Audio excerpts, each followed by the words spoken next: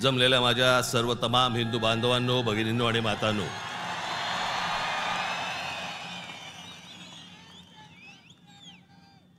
सर्वप्रथम मी आपणाला सर्वांना गुढीपाडव्याच्या मनपूर्वक शुभेच्छा देतो।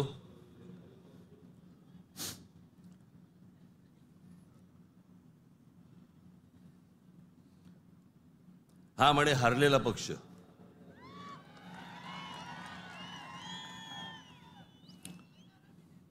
झालं, निवडणुका संपल्या, सगळ्या गोष्टी झाल्या, पण आज गेल्या निवडणुकीमध्ये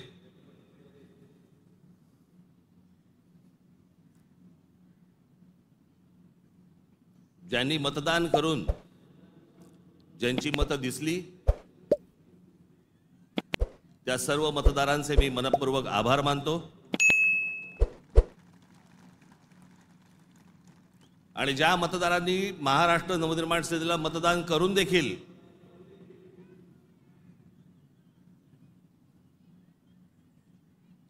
इलेक्ट्रॉनिक मशीन मध्ये ज्यांची मतं दिसली नाहीत त्यांचेही मी आभार मानतो।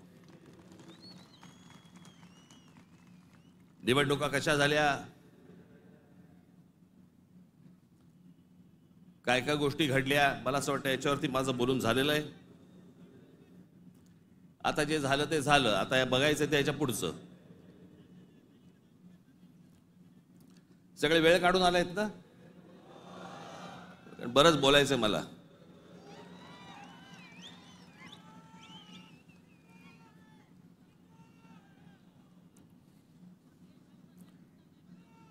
अनेक विषय, निवडणुका झाल्यानंतर अनेक विषय झाले, अनेक विषय बोलले गेले।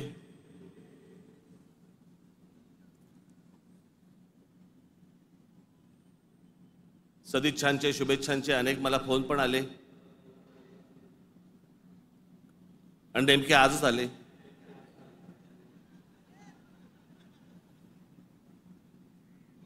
आज का आले याचे अर्थ मला समजतात, जरा जपून।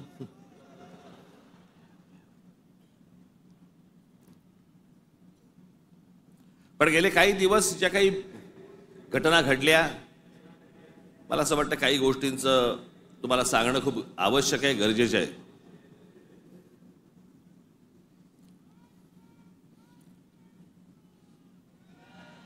त्यातला पहिला विषय म्हणजे कुंभमेळा। मी त्याशी म्हटल्याप्रमाणे ते आमच्या बाळा नांदगावकरांनी पाणी आणलं आणि मग मी त्यांना सांगितलं पिणार नाही मी।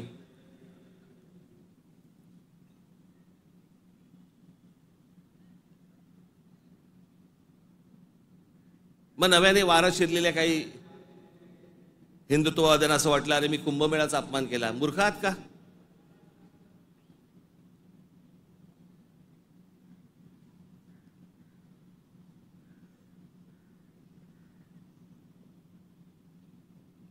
ते आमचे नयन कदम जाऊन आले तिकडे। कुठे नयन? कसं वाटलं? म्हणे आतमध्ये गेल्यावरती असं झालं म्हणे। म्हटलं नाही, खालून प्रेत गेलं असेल एखादं।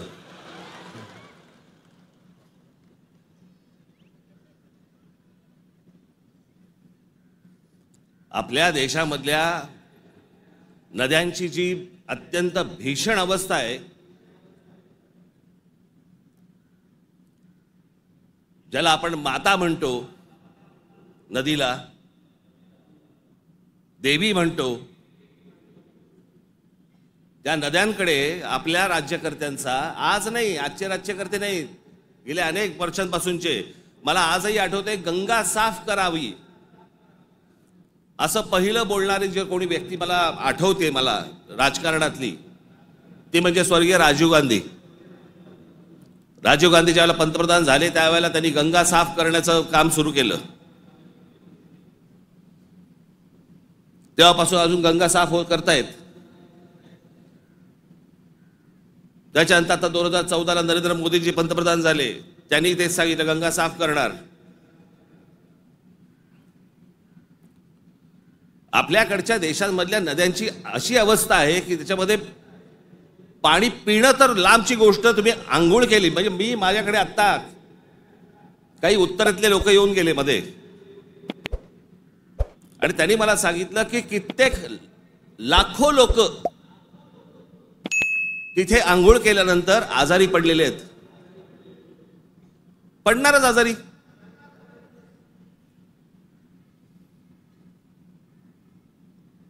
त्या गंगेवरची काय परिस्थिती आहे.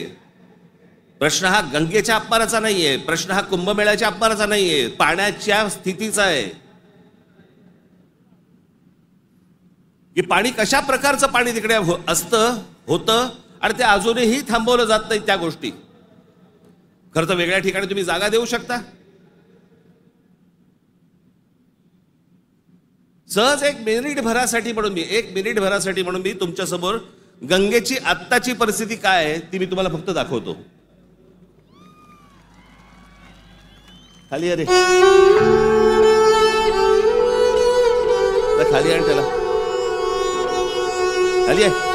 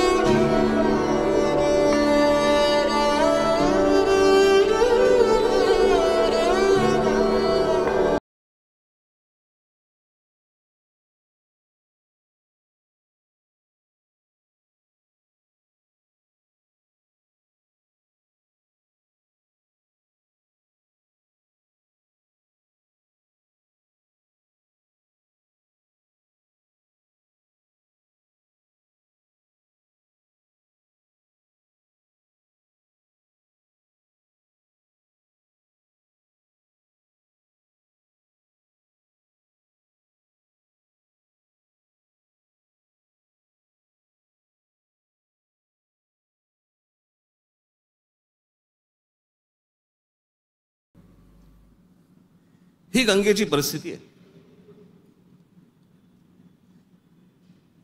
आतापर्यंत 33,000 कोटी रुपये खर्च झाले त्याच्यावरती. तुम्ही आता तो महंत बघितलात ज्याला बोटीतनं तसाच्या तसाच टाकून दिला.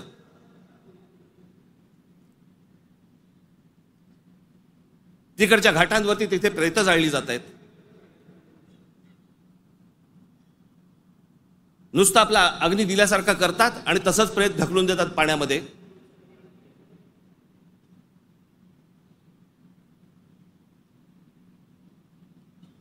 हा कोणता धर्म.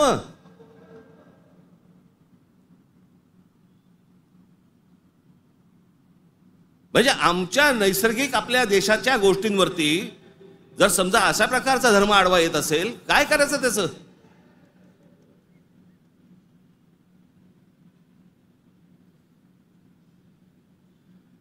आपल्या गोष्टींमध्ये आपण सुधारणा नको का करायला.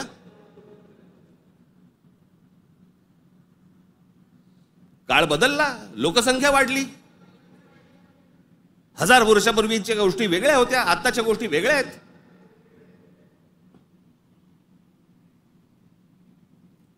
हेच सगळे विधी आटपण्यासाठी म्हणून त्याच इथे वेगळ्या एका घाटावरती एखादी जागा करता येत नाही का. मग काय सांगतात लोक ऐकत नाहीत. ऐकत कसे नाहीत. दारू पिऊन गाडी चालवल्यावरती पोलीस पकडतात. हे समजल्यावरती लोक टॅक्सीने जायला लागले की नाही पिऊन. झाली की नाही सुधारणा.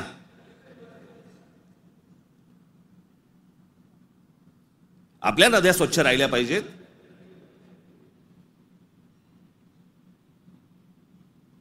या सगळ्या नद्यांवरचे जे काही मधले मधले भाग आहेत इतके गलिच्छ आहेत, इतके गलिच्छ.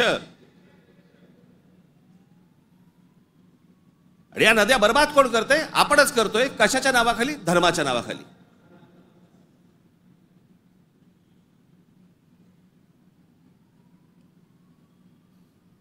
प्रत्येकाला आपापला धर्म प्यारा असतो. प्रत्येकाने आपापल्या धर्मामध्ये सुधारणा केल्या पाहिजेत.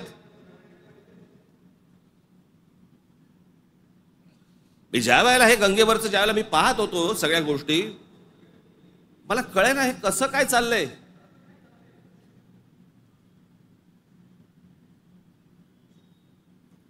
काय म्हणे 65 कोटी लोक येऊन गेले, अर्धा भारत.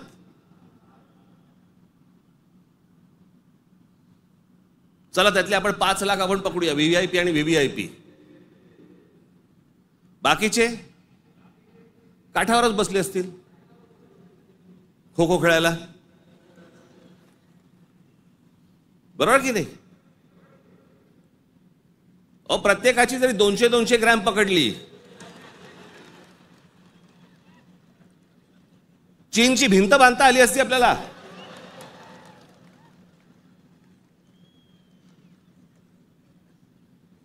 बरं तेही कुठे गेलं? म्हणजे आपल्याकडे जे सगळे म्हणतात ना, झालं गेलं गंगेला मिळालं.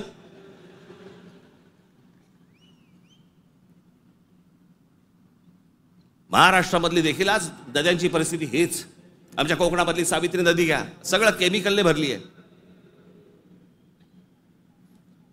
मी आता आणलंय इथे तुमच्यासाठी.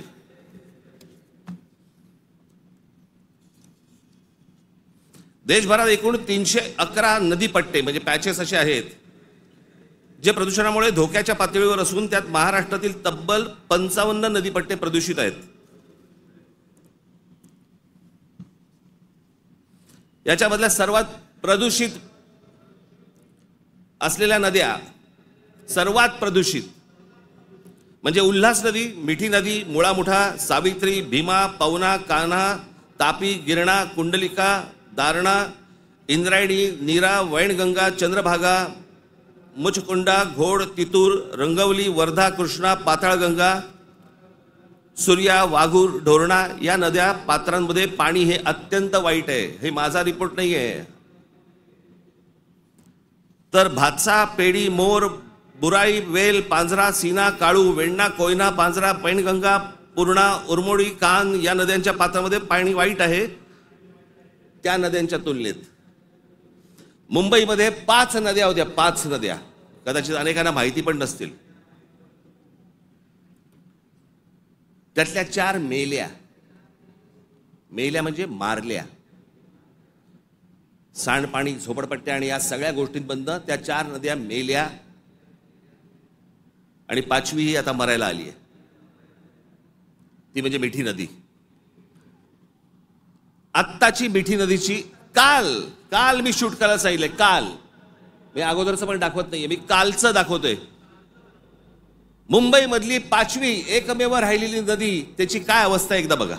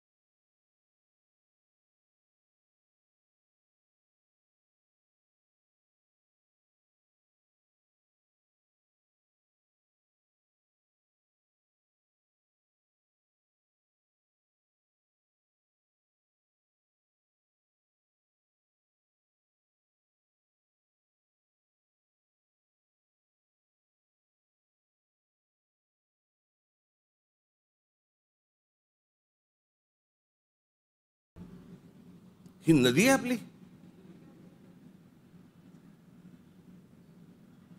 या सगळ्या नद्या मारून टाकल्या आपल्या लोकांनी. दरवर्षी येणार मुंबई महानगरपालिका म्हणणार की आम्ही मिठी नदी साफ केली. ही साफ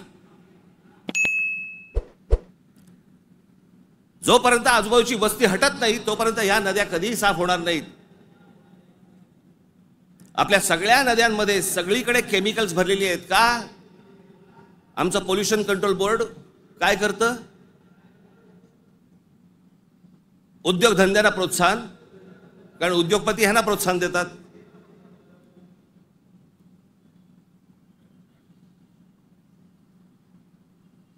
जे जे म्हणून आपल्याकडचे नैसर्गिक स्रोत आहेत आपण ते बंद करायचे आणि त्याच्यानंतर त्याच्यावरती बोलल्यानंतर तुमचा धर्म आडवा येणार.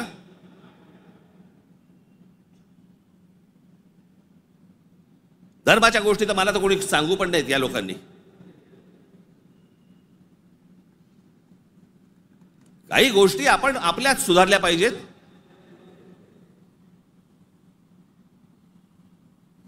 मी मागे हा एकदा विषय बोललो होतो. तो विषय बोलल्यानंतर मी एकदा नांदेडला होतो. नांदेडच्या गुरुद्वारामधले जे तिकडचे जे काय म्हणतात त्यांना, आता मला त्यांना काय म्हणतात मला माहिती नाही, आपल्या भाषेत सांगायचं म्हणजे काय, तिकडचे गुरुजी असतील. आणि त्यांनी मला सांगितलं की आपने जो कहा वो बहुत ठीक कहा. काय म्हणालो तुम्ही?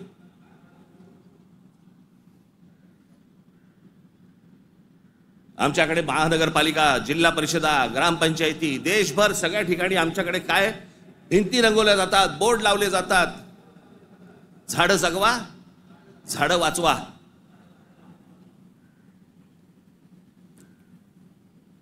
आणि आमच्याकडे देशामध्ये आपल्या हिंदूंचे अंतिम संस्कार, अंत्यविधी हे लाकडावरती होतात. कुठून येतं लाकूड? लाकूड येणार कुठून? या देशातली जंगलतोड झाल्याशिवाय लाकूड येणारच नाही.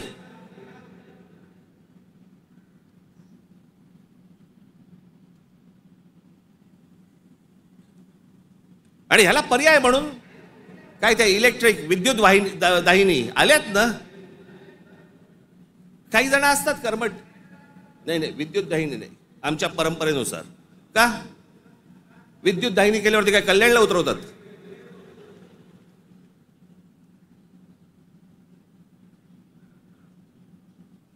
देशभर विद्युत दाहिन्या झाल्या पाहिजेत. त्या विद्युत दाहिन्या झाल्या तर लाकूड लागणार नाही, लाकूड लागणार नाही मग जंगल राहतील. आमचे पंतप्रधान नरेंद्र मोदी मागे एकदा जंगलात गेले होते फिरायला, कोणतरी एका परदेशी माणसाबरोबर. म्हणजे आमच्या पंतप्रधानांना जंगलांची आवड आहे.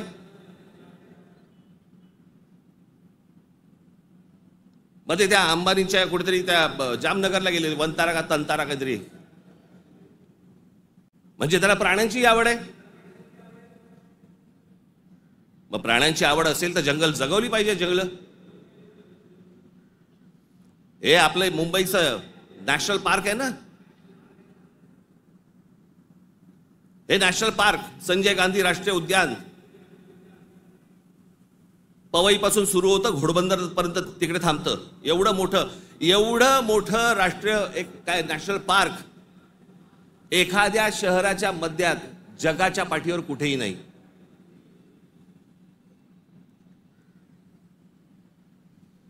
आपण आमचे मूळ विषयच आपण विसरलेलो आहोत.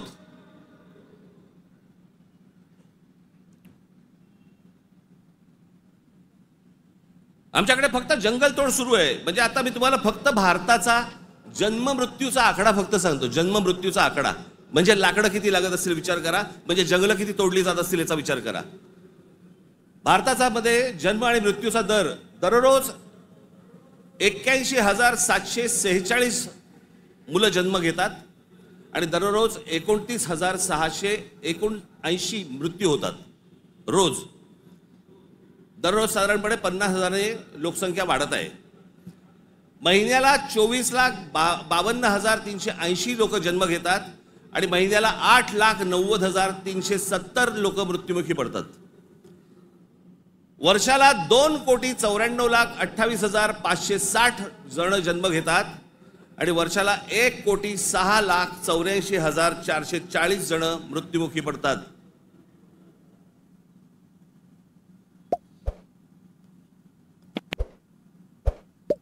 आपण एका बाजूने बोंबलायचं, आमच्याकडे दुष्काळ पडलाय, आमच्याकडे पाणी नाही. मराठवाड्यातल्या अनेक ठिकाणी 7-7 दिवस पाणी येत नाही. भारतामधल्या अनेक जिल्ह्यांमध्ये तिथे पाणी येत नाही. आम्ही पाणी येत नाही, सगळ्या गोष्टी होत नाही म्हणून बोंबलत बसायचं आणि आपणच ऱ्हास करायचा या गोष्टींचा. मूळ विषयांकडे आमचं लक्षच नाही. सगळे विषय भरकटवले जातात, सगळे विषय भरकटवले जातात. आमच्याकडे कोण येतो, आम्हाला पाय जंगलांची पडली नाही, पाण्याची पडली नाही, कशाची पडली नाही, आम्हाला पडली औरंगजेबाची. तो बसला एकटा द्राक्ष खात. आणि आम्ही भांडतोय.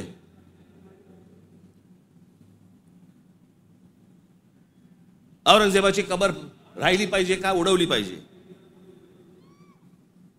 आत्ता कुठून आठवलं?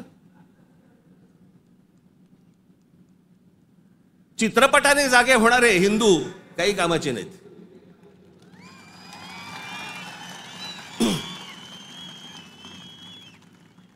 काही कामाचे नाहीत ते. चित्रपट थिएटरमधनं उतरला की हे उतरले.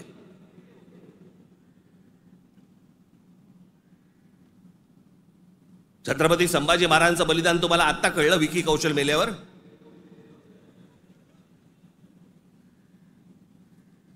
अक्षय खन्ना औरंगजेब बनून आल्यावर तुम्हाला औरंगजेब कळायला लागला?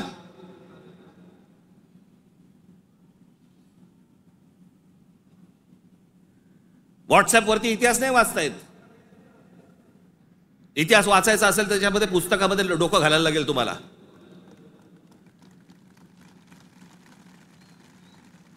कोणीही बडबडायला लागले हल्ली इतिहासावरती. विधानसभेत पण बोलतात. खरं तर त्यांचं काही काम नाही. औरंगजेबावरती बोलतायत. माहिती तरी का औरंगजेब काय प्रकरण होतं? हे बाहेरून आलेले सगळे लोक. औरंगजेबाचा जन्म गुजरात मधला, दाहोद नावाच्या गावामधला औरंगजेबाचा जन्म. आणि मग काय सोपं आहे इतिहासामधनं तुम्हाला जातीपातीमध्ये भिडवून द्यायला. यांना ब्राह्मणांनी साथ दिली, यांना मराठ्यांनी साथ दिली, मग तिकडे मराठी नव्हतेच, मग हे सगळं चोरून ब्राह्मणांनी केलं. हे सगळं बोलणाऱ्यांचा इतिहासाशी काही संबंध नाहीये. त्यांना फक्त राजकीय त्यांचं जे काही पोळी भाजून घ्यायची आहे तेवढंच फक्त काम आहे त्यांचं. त्यांना ना संभाजी महाराजांशी काही कर्तव्य आहे, ना औरंगजेबाशी काही कर्तव्य आहे, ना कोणाशी काही कर्तव्य आहे. तुमची माथी फक्त भडकवायची.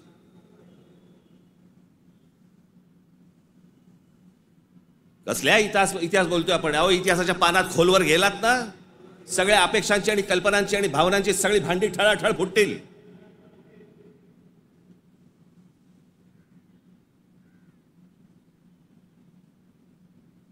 या हिंद प्रांतामध्ये एक अत्यंत कडवट, एक प्रभावी असं एक स्वप्न ज्या व्यक्तीला पडलं त्या आमच्या जिजाऊ साहेब.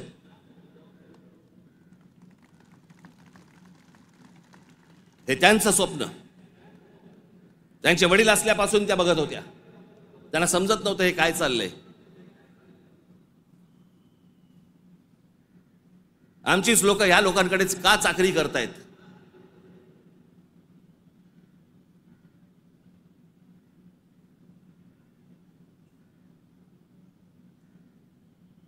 आणि छत्रपती शिवाजी महाराज म्हणजे या हिंद प्रांतावरती केलेला एक संस्कार आहे. तो एक चमत्कार आहे. ती एक विलक्षण घटना आहे.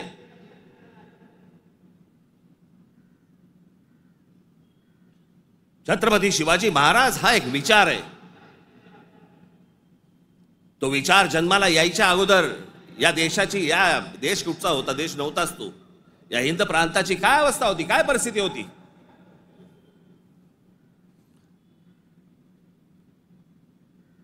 सर्व जातीचे लोक कोणाला कोणाच्याकडे होतेच ना कामाला. दूर कशाला जा. छत्रपती शिवाजी महाराजांचे वडील हे आदिलशाहीतच होते ना.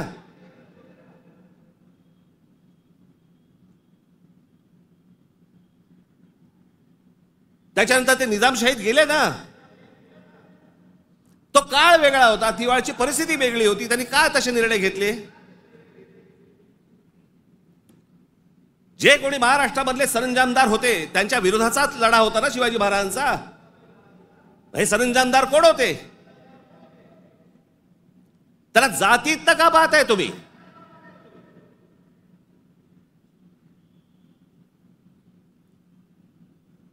अफजल खानाचा वकील हा कोणी कुलकर्णी नावाचा होता, ब्राह्मण होता. अफजल खानाची बोलणी करायला गेलेला छत्रपती शिवाजी महाराजांचा वकील देखील ब्राह्मणच होता.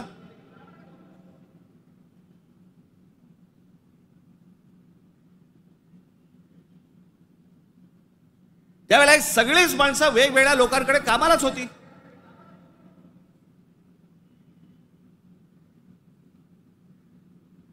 इतिहासातली प्रत्येक गोष्ट काही कागदावरती लिहिलेली नाहीये. त्यावेळेला त्या परिस्थितीत काय निर्णय घेतले असतील आपल्याला काय माहिती.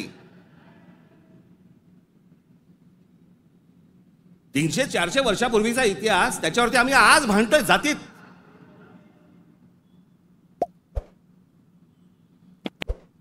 आग्र्याच्या दरबारामध्ये छत्रपती शिवाजी महाराजांच्या समोर संभाजी महाराज असताना संभाजी महाराजांकडनी औरंगजेबाची 5000 मनसबदारी स्वीकारलेली आहे. छत्रपती शिवाजी महाराजांच्या समोर महाराजांची होकार असल्याशिवाय होईल.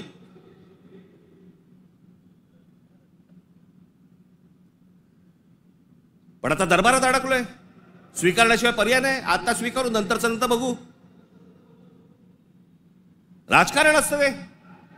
परिस्थिती काय, त्या परिस्थितीमध्ये कोणते निर्णय घ्यावे लागतात, काय परिस्थिती असते आपण पाहणार आहोत का नाही. कशा अंगाने इतिहास पाहायचा असतो हे आपण कधी बघणार आहोत की नाही.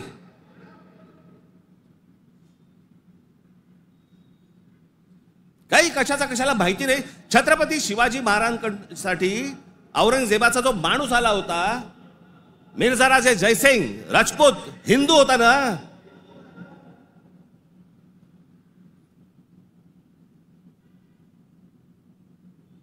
ज्या सिंहगडावरती आमच्या तानाजी मालुसरेंचा आज तिथे मृत्यू झाला, ते कोणाबरोबर लढाई झाला? उदयबान राठोड बरोबर ना. राजपूत होता ना, हिंदू होता ना. काय घेऊन बसलोय आपण.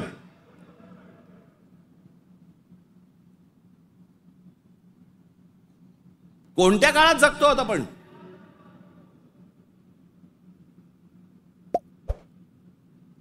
छत्रपती शिवाजी महाराजांच्या जन्माच्या अगोदरचा काळ वेगळा होता, नंतरचा काळ वेगळा आहे.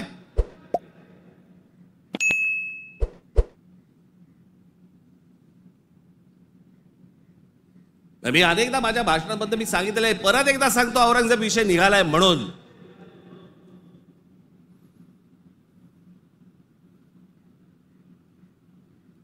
औरंगजेब बादशाह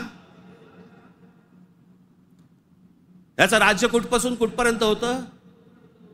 अफगाणिस्तान पासून दक्षिणेपर्यंत आणि इथे बंगालपर्यंत.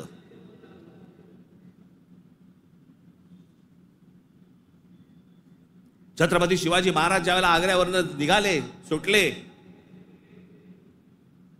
महाराष्ट्र जेव्हा आले, त्याच्यानंतर राज्याभिषेक झाला 74 साली आणि 1680 साली महाराजांचा मृत्यू झाला, निधन झालं त्यांचं. त्या दरम्यान औरंगजेबाचा एक पुत्र, मुलगा, महाराज गेल्यानंतर दक्षिणेत आलाय आणि औरंगजेबाच्या मुलाला शह म्हणजे राहायला जागा बरोबर घेतलं. हे संभाजीराजांनी घेतलंय. तो तिथून पळून आलाय. वाचा जरा इतिहास, वाचा जरा. औरंगजेब ज्या वेळेला आग्र्यावरनं निघालाय, महाराज गेले 1680 साली आणि औरंगजेब महाराष्ट्रामध्ये पोहोचलाय 1681 साली. 1681 ते 1707, 27 वर्ष तो महाराष्ट्रात लढत होता.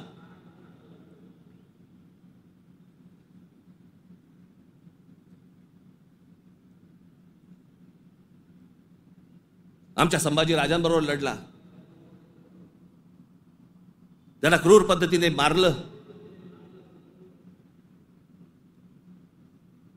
राजाराम महाराज लढले, संताजी धनाजी लढले आणि आमच्या तारा राणी साहेब लढल्या.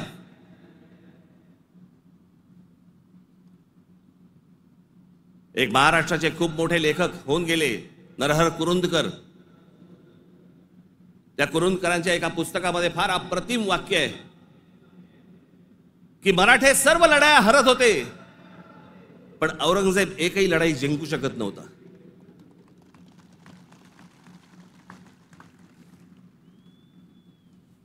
याचं कारण छत्रपती शिवाजी महाराजांचं निधन झाल्यावरती खरं तर औरंगजेबाने परत जायला पाहिजे होता आग्र्याला. नाही, तो इथे का थांबला? एवढा मोठ्या बलाढ्य प्रदेशाचा राजा, शहनशाह, एका 2.5, 3, 3.5, 4 जिल्ह्याच्या एका राजासाठी इथे ठाण मांडून का बसला?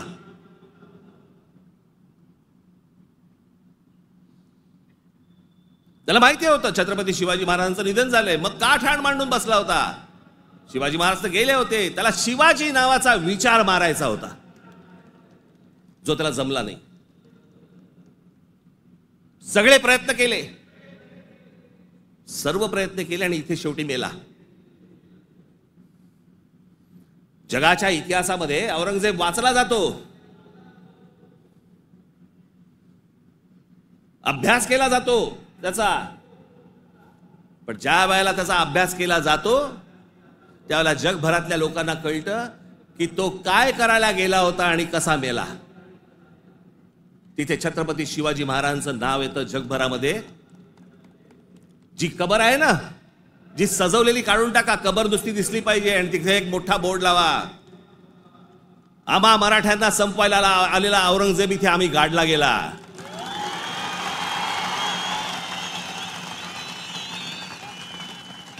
हा आमचा इतिहास.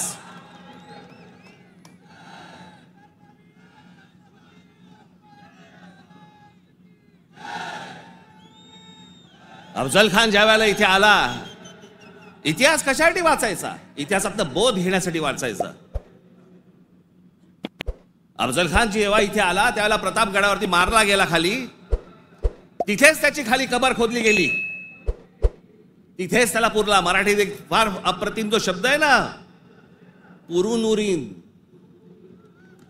तो आहे, तुला पुरीन आणि उरीन. तो जो पुरला त्याला तिकडे अफजल खानाला, तो शिवाजी महाराजांच्या होकाराशिवाय पुरला नसेल.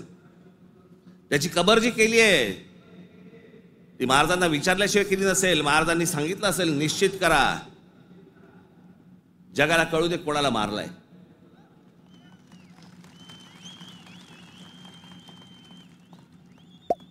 आपण ज्या मराठ्यांनी महाराष्ट्राने ज्यांना ज्यांना गाडले त्यांची प्रतीकं नेस्तनाबूत करून चालणार नाही, ती जगाला दाखवली पाहिजेत, आम्ही यांना गाडलंय.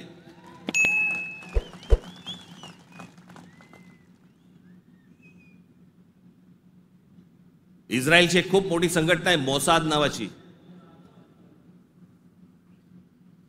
त्यांचं एक पुस्तक आहे. त्या पुस्तकामधली एक ओळ फार अप्रतिम ओळ आहे आणि त्याच्यात त्यांनी दिलंय की आम्ही अनेक स्मारकं बांधली इथे इस्रायलमध्ये, पण अनेक लोकांची आम्ही स्मारकं बांधली नाहीत. का? कारण ती जर बांधली तर जगामध्ये ते कृत्य आम्ही केलंय असं जगाला कळेल, म्हणून आम्ही नाही बांधली.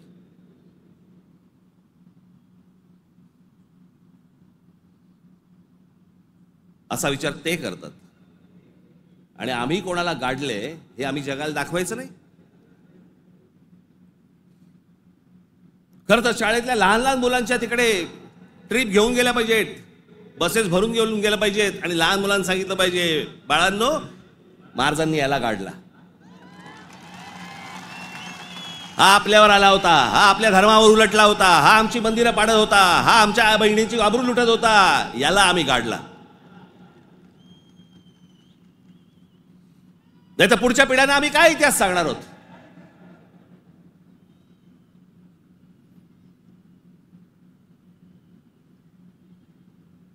माझं महाराष्ट्रातल्या सर्व तरुणांना आणि तरुणींना माझं सर्वांना सांगणं आहे, खास करून तरुणांना आणि तरुणींना,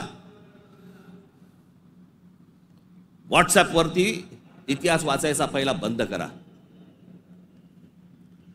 आणि इतिहास ज्या वेळेला तुम्हाला जातीतनं सांगण्याचा कोणीतरी प्रयत्न ज्या वेळेला करेल त्यावेळेला लक्षात ठेवा, तो कुठच्या ना तरी कुठच्या पक्षाला बांधील असेल. तुमची फक्त माती भडकवण्यासाठी हे सगळे उद्योग केले जातात. तुम्ही एक होऊच नाहीत, तुम्ही मराठी म्हणून एक येऊच नाहीत, तुम्ही महाराष्ट्र म्हणून एक येऊच नाहीत, याच्यासाठी जे सगळे प्रयत्न चालू असतात. मुळात विषय वेगळे असतात आणि मग विषय हे असले विषय काढून तुम्हाला भरकटवलं जातं, वेगळीकडे नेलं जातं आणि आम्ही तिकडे बघतो आणि बाकीचे इकडे काम आटपून घेतात. मधल्या मध्ये अडाणींना जमीन पण मिळून जाते.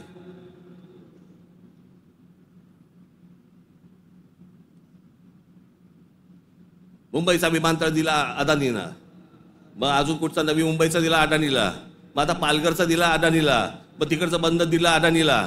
अदानी हुशार निघाला, आम्ही अडाणी निघालो.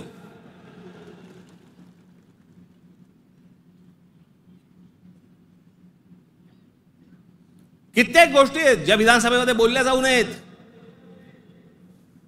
लाडकी बहीणचं काय झालं?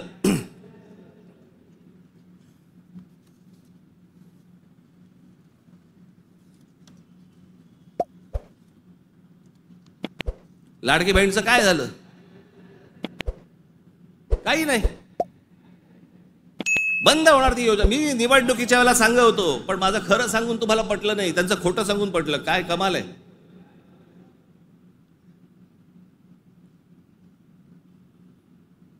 ज्या महत्वाचे जे विषय आहेत, या सगळ्या महत्वाच्या विषयांकडे आपण दुर्लक्ष करायचं आणि दुर्लक्ष करून आम्ही कुठे भरकटायचं, कुठे चालले आमचा. विधानसभेमध्ये चर्चा कशावरती? औरंगजेबावर.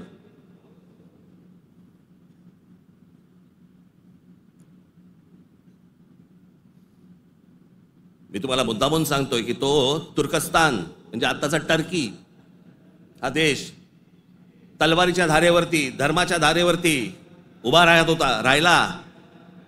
सगळ्या ठिकाणी आक्रमण केली. हा औरंगजेब यांचे हे सगळे आहेत ना, बाबर बिबर पासून सगळे, हे सगळे तुर्की मंगोलियन लोक आहेत.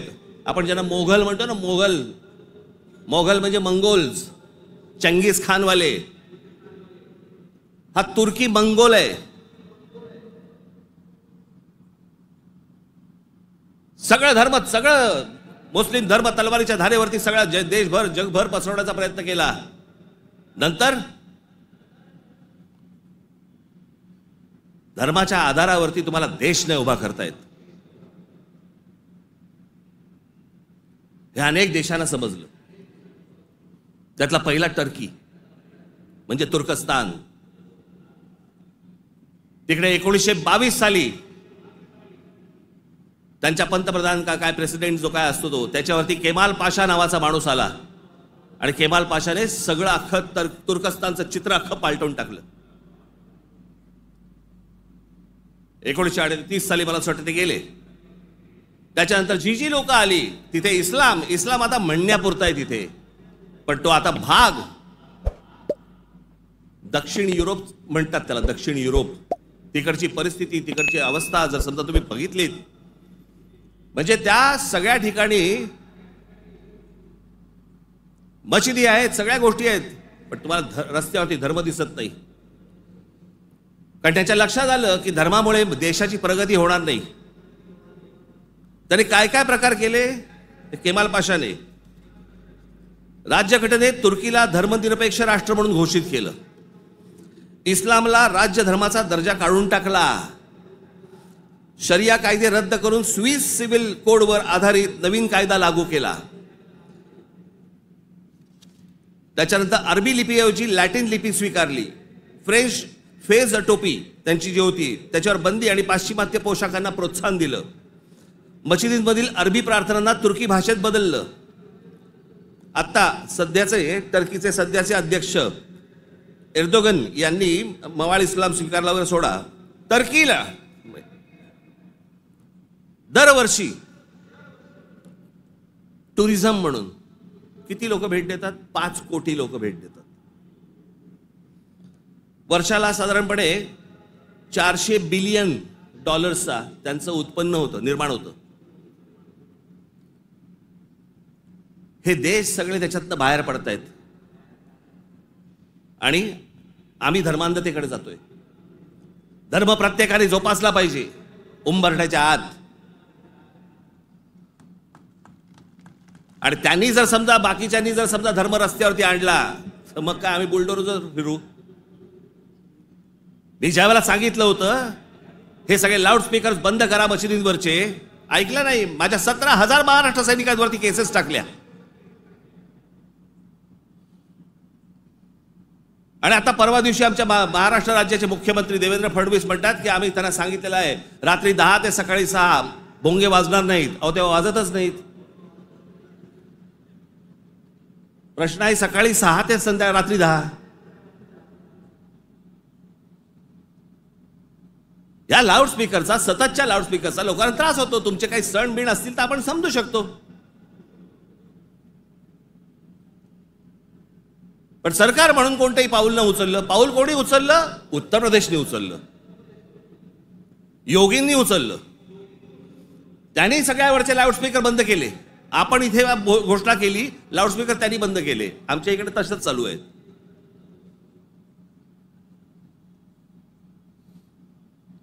हे इकडे माहीमला इथे समुद्रावरती जे काय काय त्यांनी काय काय करतात ते मजार बोलल्यावरती रात्रीच्या रात्री काढून टाकली गेली. आतमध्ये काय? आतमध्ये पोकळ काहीच नव्हतं. ही सगळी अनधिकृत बांधकामं, या अनधिकृत वस्त्या ज्या काय आता झालेल्या आहेत आपल्याकडे, हे सगळे इथे कॉम्बिंग ऑपरेशन्स केली पाहिजेत. अहो, आपण मूळ विषय सगळे जे आहेत ना, जे रोजगाराचे आहेत, जे शेतीचे आहेत, जे कामगारांचे आहेत, जे विद्यार्थ्यांचे आहेत, जे शिक्षणाचे आहेत, सगळे बाजूला काढतोय आपण आणि भलत्या गोष्टींमध्ये आपण रमतोय, भलत्याच गोष्टींमध्ये.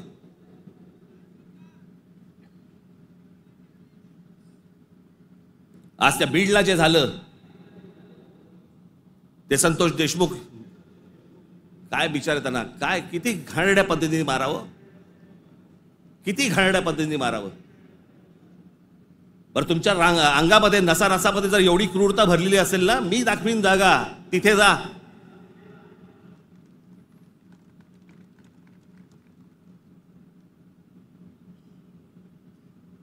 पण हे सगळं झालं कशातनं?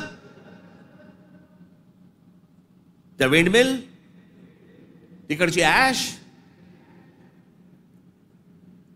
तो तिकडचा जो काय प्रकल्प, त्याच्यातनं निर्माण होणारी जी काही ती राख आहे. म्हणजे मी आजपर्यंत ऐकलं होतं की राखेमधनं फिनिक्स पक्षी उभारी घेतो. आमच्या बीडमध्ये राखेतनं गुंड तयार होतात. विषय होता पैशाचा. ती जी काय वाल्मिक कराड आणि जी काय नावं येत आहेत त्यांची, हे सगळ्या खंडण्या. या संतोष देशमुखने त्याला विरोध केला. उद्या तिथे संतोष देशमुख नसता, दुसरा कोणी असता, तरी त्यांनी हेच केलं असतं.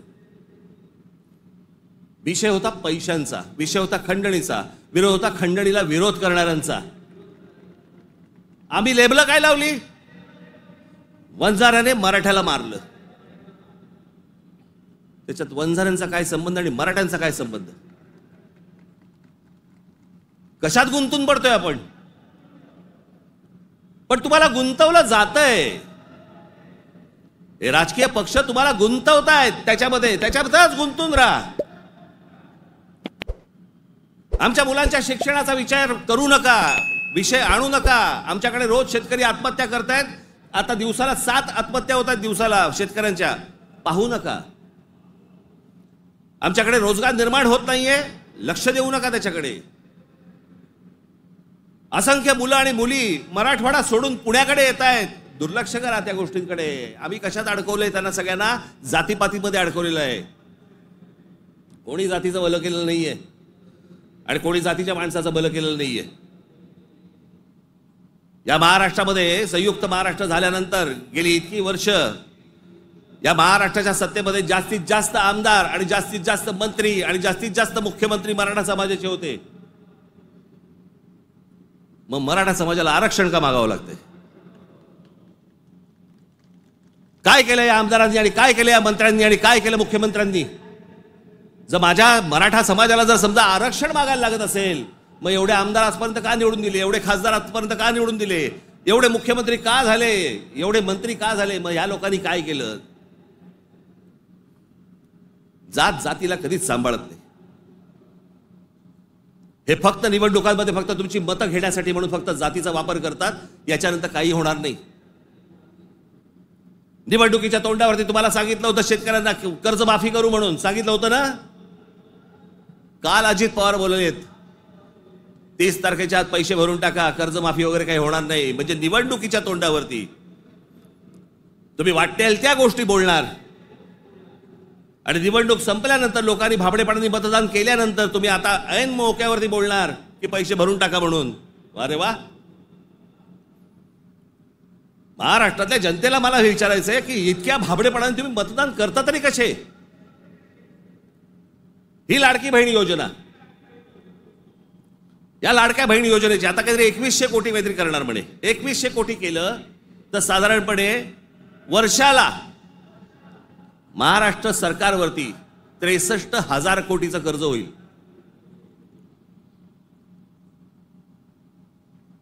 म्हणजे साधारणपणे 5 वर्षाचे काढा तुम्ही किती होतात. 3-4.5 लाख कोटी होतात.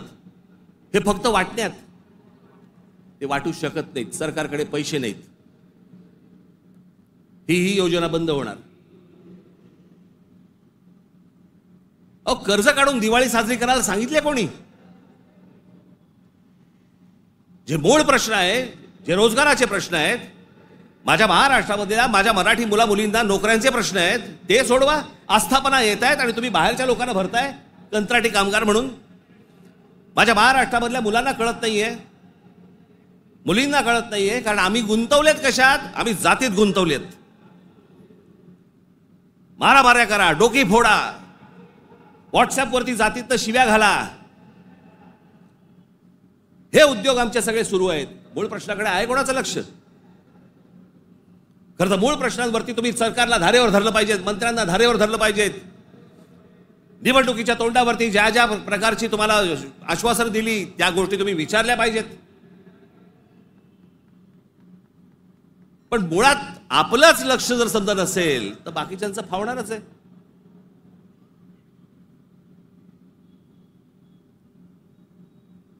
तुम्ही सगळे या जातीपातीचे सगळे भेद गाडून तुम्ही एक मराठी म्हणून उभे राहायला पाहिजेत. बाकीच्या राज्यांमध्ये बघा, तामिळनाडू बघा, तामिळनाडूमध्ये हिंदी आणतायत, नाही म्हणून त्यांनी सांगितलं येऊ देणार नाही. केरळामध्ये येऊ देणार नाही. आम्हीच लोटांगण घालतोय. आम्हाला समजत नाही आम्ही काय करायचंय. मी इतका भांबावलेला मराठी माणूस आजपर्यंत कधी बघितलं नाहीये. मी इतका राजकारणाचा झालेला चिखल देखील मी आजपर्यंत पाहिलेलं नाहीये. कोणत्याच गोष्टींचं आम्हाला गांभीर्य उरलेलं नाहीये. सगळे जण त्या इंस्टाग्रामवरती चालू आहेत, कारण बार डान्स बार बंद झाले. तिकडे जे हे चालायचं ते सगळं मोबाईलवरती आलं. कशात गुंतून पडलेला आहात एकदा जर विचार करा. हे ज्या गोष्टी बोलतात, ज्या गोष्टी सांगतात, खरं तर माझं मत आहे, मी आता झाला, निवडणुका संपल्या, शिमगा झालेला आहे, होळी संपलेली आहे. तुमच्या साक्षीने सांगतो, माझं खरं तर देवेंद्र फडणवीस तुमच्या हातामध्ये एक चांगलं राज्य, सुसंस्कृत राज्य हातामध्ये आलेलं आहे. याच्याकडे नीट बघा. चांगल्या पद्धतीने मराठी माणसाकडे पाहणार असाल तर आमचा तुम्हाला पाठिंबा निश्चित राहील. प्रत्येक गोष्ट आमची ऐकून करा.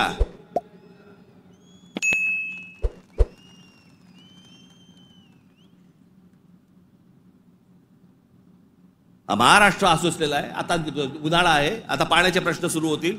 शेतकऱ्यांच्या आत्महत्यांचे आहेतच आहेत, कर्जांचे आहेत.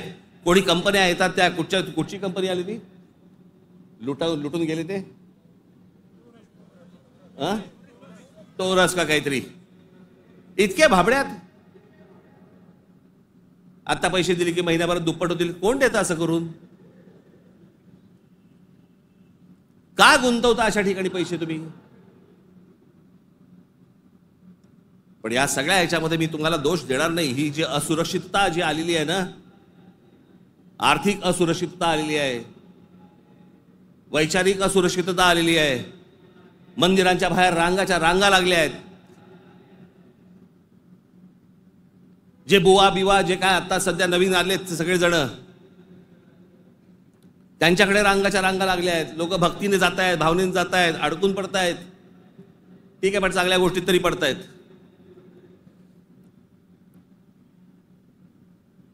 आज चौबाजूनी महाराष्ट्राला सर्व बाजूनी विळखा पडतोय. मराठी माणसाला विळखा पडतोय. हा विळखा तुम्ही ओळखला पाहिजेत. मराठी भाषेला विळखा पडतोय. आमच्या महाराष्ट्रामध्ये, मुंबईमध्ये आम्हाला सांगता, इकडच्या आस्थापनांमध्ये आम्ही मराठी बोलना नहीं आता तो क्या हुआ, कानफट इथंच बसणार.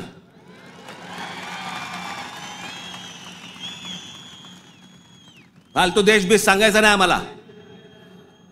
प्रत्येक राज्याची एक राजभाषा आहे, त्या राजभाषेचा सन्मान हा प्रत्येक राज्यामध्ये राखला गेला पाहिजे. महाराष्ट्रामध्ये, मुंबईमध्ये मराठीचा मान हा राखला गेलाच पाहिजे प्रत्येक आस्थापनेत.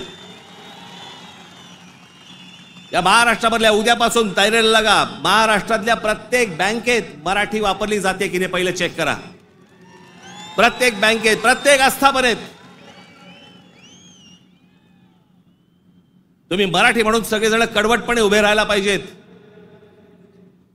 या देशामधला हिंदू हा हिंदू तेव्हाच होतो जेव्हा मुसलमान रस्त्यावरती येतात. एरवी फक्त भक्तिभावाने असतात, पण हिंदूंमधला हिंदू जेव्हा जागरूक होतो तो फक्त दंगलीमध्ये हिंदू असतो. दंगल संपली की तो मराठी, पंजाबी, गुजराती, बंगाली सगळा होतो. आणि मग ज्याला तो मराठी होतो त्याला मग तो साळी, माळी, मराठा, ब्राह्मण, कुणबी सगळा होतो. आपापल्या जातीबद्दल प्रेम असणं हे स्वाभाविक आहे,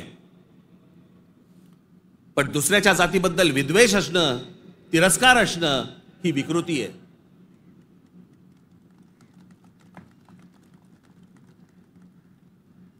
आज सगळे राजकीय पक्ष बाकीचे आज केंद्रातले असतील, पूर्वीपासून चालू आहे, काँग्रेस असल्यापासून सुरू आहे. या सर्व प्रश्नांकडे तुमचं गांभीर्याने लक्ष असलं पाहिजे. मी आज फक्त तुम्हाला एक गोष्ट वाचून दाखवणार आहे. 1966 साली शिवसेनेच्या जन्माच्या वेळेला माझ्या आजोबांनी एक पुस्तक लिहिलं होतं. बघा, 1966 सालची गोष्ट बोलते मी तुम्हाला. 1966 माझ्या आजोबांनी एक पुस्तक लिहिलं होतं. मी ते लवकरच मी ते रिप्रिंट करून तुमच्या पुढे आणणार आहे. मी त्या पुस्तकाचं नाव होतं उठ मराठ्या उठ. ते पुस्तक आपण सर्वांनी जरूर वाचलं पाहिजे. त्या पुस्तकातला एक फक्त मायना मी तुम्हाला एक फक्त गोष्ट वाचून दाखवतो, आणि ही गोष्ट मला असं वाटतं सर्वांनी गांभीर्याने घेतली पाहिजे. या गोष्टींवरती विचार केला पाहिजे. पूर्वीची काँग्रेस असो, नाही तर आताची भाजपा असो, नाही तर अजून येणारे दुसरे कुठचाही केंद्रामधला पक्ष असो किंवा राज्यामधला, मराठी माणसांनी या गोष्टींचा विचार करणं गरजेचं आहे. हे आजोबांनी 66 साली लिहिलंय. तीच गोष्ट आज तंतोतंत आपल्याला लागू पडते. ती मी गोष्ट फक्त तुमच्यासमोर वाचून दाखवतो. भाषा म्हणजे काय बोलायचीच नाही, कमाल भाषा. आज महाराष्ट्राचा मराठा आत्मस्वरूपाला पारखा होऊन ना अरत्री ना परत्री, म्हणजे ना इथे ना तिथे, अशा मोहनीय अवस्थेत आहे. त्याचा उज्ज्वल भूतकाळ त्याने चुकूनही आठवू नये. त्याचा उज्ज्वल भूतकाळ, जे मी मगाशी तुम्हाला सांगतो ना, इतिहासातल्या चांगल्या गोष्टी, त्याचा उज्ज्वल भूतकाळ त्याने चुकूनही आठवू नये. या धोरणाने त्याच्या त्या इतिहासाची जडणघडण नव्या राजकारणी रंगढंगाला साजेशी बदलण्याचा उद्योग सध्या चालू आहे. काळाच्या कचक्यालाही न जुमानता ग्रंथ दस्तात आणि पिढ्यानपिढ्यांच्या स्मरणात परंपरेने चिरंजीव झालेल्या ठळक ऐतिहासिक घटनांवर ही निरनिराळे बनावट अर्थ बनवण्यात येत आहेत. जिकडे पाहावे तिकडे जे आता चालू आहे, त्या इतिहासाचे वेगवेगळे अर्थ तुम्हाला सांगितले जात आहेत. वेगवेगळ्या गोष्टी सांगितल्या जात आहेत जाती जातींमधनं. त्याच्यामध्ये एक त्यांनी एक उतारा दिलाय. गलबला बुद्धी नासते, नाना निश्चय सांगती, ऐकावे कोणाकोणाचे, बोलत आहे बहुचकी, करंटे मिळाले सर्वही, जो तो बुद्धीचं सांगतो. प्रत्येक जण आपापल्या पद्धतीने काहीतरी सांगत असतो. त्यांची बुद्धिमत्ता तेवढी नसते, पण प्रत्येकाला वाटतं मला व्यक्त व्हायचंय, आणि प्रत्येक जण बुद्धी पाजळत असतो. त्यांच्याकडनं बुद्धी घेऊ नका, चांगली पुस्तकं वाचा. असा समर्थोक्त देखावा दिसत आहे. बुद्धिभेदाच्या या वावटळीत शिक्षितांपासून अशिक्षित मजुरांपर्यंत सारे गुरफटले गेले आहेत. जागृतीचा, उत्थानाचा बोध करील तो जातीयवादी, संकुचित वृत्तीचा, देशद्रोही म्हणून त्याची सर्वत्र निंदा लानस्ती आणि जाहीर सभातून निषेध करण्यात येतो. कारण स्पष्ट आहे. महाराष्ट्राचा मराठा जागा होऊन आपल्या आत्मस्वरूपाचा शोध घेण्या इतका कदरबाज स्वाभिमानी बनू लागला तर सत्ता स्पर्धेच्या शर्यतीच्या रिंगणात आपल्या पक्षीय घोड्यावर स्वार झालेल्यांचे रिकीबितले पाय लटपटल्याशिवाय राहणार नाहीत. हे जे आज सत्तेचे सगळ्या घोड्यांवर चालू आहे ना, घोड्यांवरती बसलेले आहेत, तुम्ही एक व्हा. तुम्ही एक मराठी म्हणून ताकद ह्यांना सर्वांना दाखवा. नाही ह्यांचे पाय लटलटले तर मला सांगा. पण तुमच्यामध्ये सगळ्यांमध्ये फक्त मतभेद निर्माण करणं, बुद्धिभेद निर्माण करणं आणि त्या बुद्धिभेदातनं ह्यांना फक्त सत्ता राबवायची आहे सगळ्यांना. आज सत्तेवर बसले तेवढंच नाही म्हणत मी, सगळेच. म्हणून मला तुम्हाला एवढंच सांगायचं आहे आजच्या या गुढीपाडव्याच्या दिवशी. हा गुढीपाडवा, या गुढीपाडव्याच्या दिवशी तुम्ही हा मराठी नववर्षाचा सण, या मराठी नववर्षाच्या क्षणी तुम्ही सगळ्यांनी, महाराष्ट्रातल्या तमाम माझ्या माता भगिनींनी, माझ्या बंधूंनी, भावांनी, माझ्या बहिणींनी, सगळ्यांनी एकजुटीने मराठीचा नारा द्यावा. आणि ज्या वेळेला ते इतर ज्या वेळेला अंगावर येतील त्यावेळेला आपण हिंदू म्हणून अंगावरती जाऊ. एवढी ताकद आपण आज या ठिकाणी ठेवू. आपण आज या गोष्टींची शपथ घेऊ. आणि पुढच्या सगळ्या येतात निवडणुका आता लागतील, मला असं वाटतं की ऑक्टोबर नोव्हेंबरला लागतील बहुधा. यांची गॅरंटी नाही, कारण यांचं चाललंय ते बरं चाललंय. एक माणूस धरून बसलेत आयुक्त प्रत्येक ठिकाणचा. त्याच्यामुळे सोपं असतं राजकारण. ज्या वेळेला निवडणुका लागतील तोपर्यंत सगळी बांधणी तुमची पूर्ण झालेली पाहिजे आणि सगळेजण तुम्ही जोरात कामाला लागले पाहिजेत. एवढी फक्त एक इच्छा, आशा, अपेक्षा व्यक्त करतो आणि पुन्हा एकदा गुढीपाडव्याच्या आपल्याला सर्वांना शुभेच्छा देऊन आपली सर्वांची मी तूर्त रजा घेतो. धन्यवाद. जय हिंद, जय महाराष्ट्र.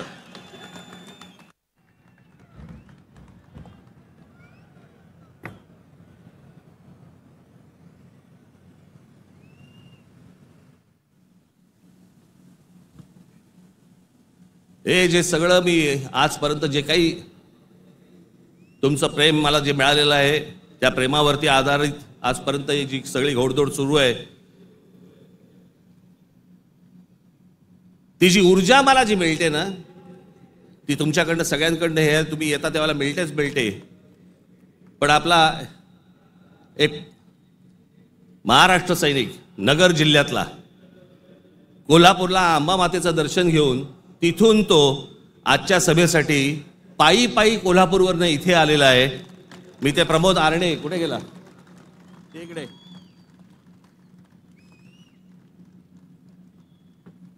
आता बस, हा पायी पायी तिथून आला. तुमच्या सर्वांसाठी तो महालक्ष्मीचं दर्शन घेऊन आलेला आहे आणि मला असं वाटतं की हीच माझी ऊर्जा आहे. धन्यवाद.